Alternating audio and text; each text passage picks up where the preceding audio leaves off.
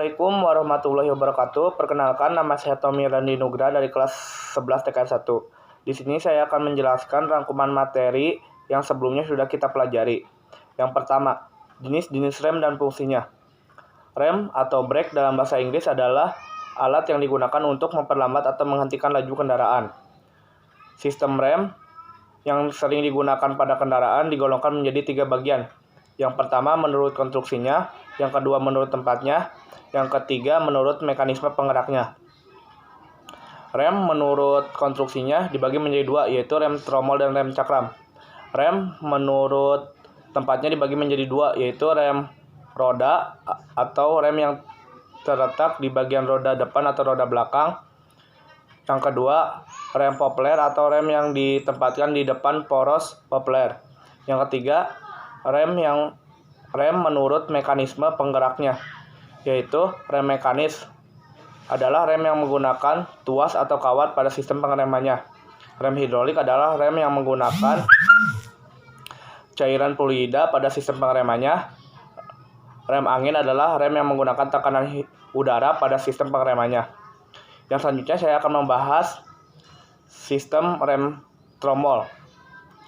Rem tromol adalah sistem pengereman yang menggunakan metode gesekan antara kampas rem dengan sebuah komponen yang berbentuk mangkuk. Prinsip kerja rem tromol. Prinsip gesekan ini mengubah energi putar menjadi energi panas, sehingga putaran roda menjadi berhenti dan suhu sekitar rem menjadi meningkat. Komponen-komponen rem tromol dibagi menjadi 7. Yang pertama, backing plate, yang kedua silinder roda, yang ketiga sepatu roda dan kampas rem, yang keempat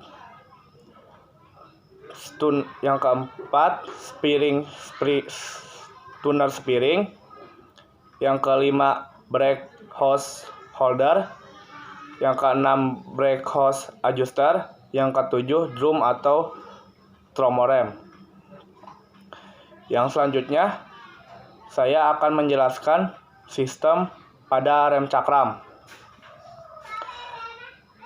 Rem cakram adalah sistem pengereman yang menggunakan metode jepit untuk mengurangi atau menghentikan laju kendaraan. Prinsip kerja rem cakram adalah terjadinya energi dari energi gerak menjadi energi panas. Perubahan energi tersebut dapat dilakukan dengan menggesekkan antara bidang yang berputar dengan bidang yang diam, sehingga akan terjadi perubahan energi dari energi gerak menjadi energi panas. Akibatnya, gesekan yang ada pada rem cakram menggunakan metode jepitan. Yang selanjutnya, komponen-komponen rem cakram. Yang pertama, kaliper rem. Yang kedua, disc brake atau piringan rem. Yang ketiga, kampas rem atau brake pad. Yang keempat, master cylinder. Yang kelima, booster rem. Yang ketujuh, pedal rem dan lain-lainnya. Yang selanjutnya di sini saya akan menjelaskan materi tentang pemeriksaan dan penyetelan pedal rem. Pemeriksaan dan penyetelan pedal rem memiliki tujuan untuk kenyamanan pengendara pada saat pengereman dan untuk mengurangi atau menghindari kecelakaan pada kendaraan.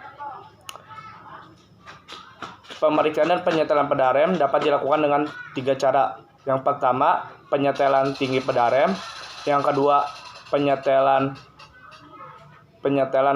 gerak bebas pedal. Yang ketiga, penyetelan jarak cadangan pedal rem. Tinggi pedal rem dengan lantai mobil secara spesifikasi berjarak 154,7 mm sampai 164,7 mm.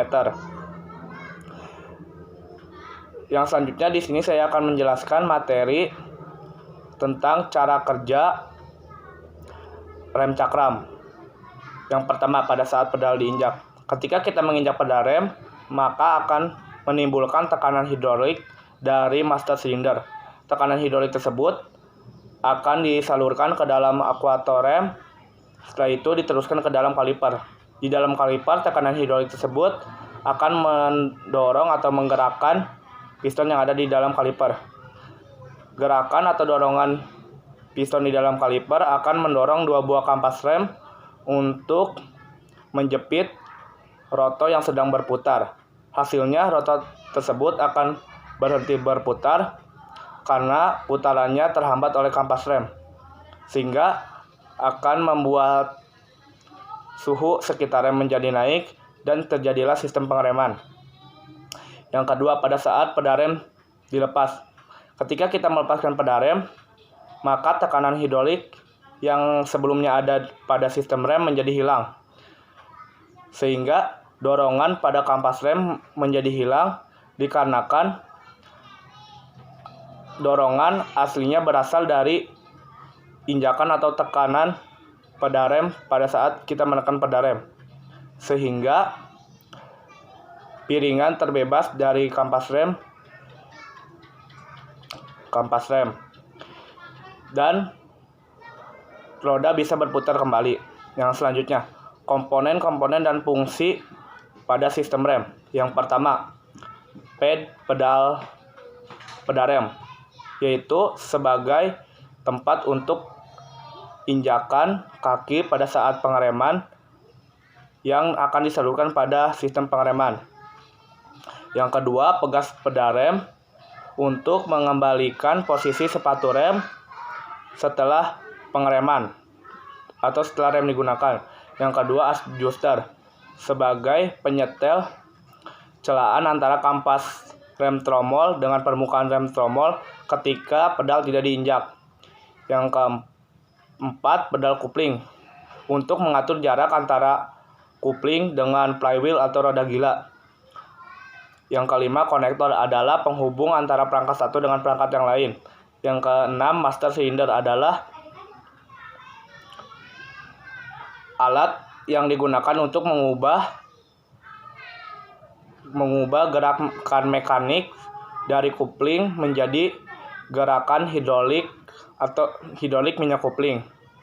Yang selanjutnya, booster rem adalah alat yang digunakan untuk membantu meringankan pengereman pada saat pengemudi menginjak rem. Sekian dari saya. Mohon maaf bila ada kesalahan atau kekurangan. Wassalamualaikum warahmatullahi wabarakatuh.